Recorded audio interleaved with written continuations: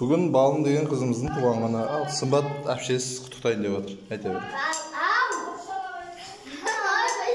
Өзі біледі қайтып айтатын. Балым туған күніңмен. Өміріңіз ақ болсын.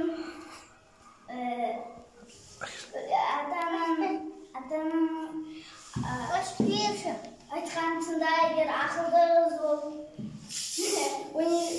Сабақты университетті қызылмен бітір. Болды ма? Дәдәке. Енді кім құттықтайды?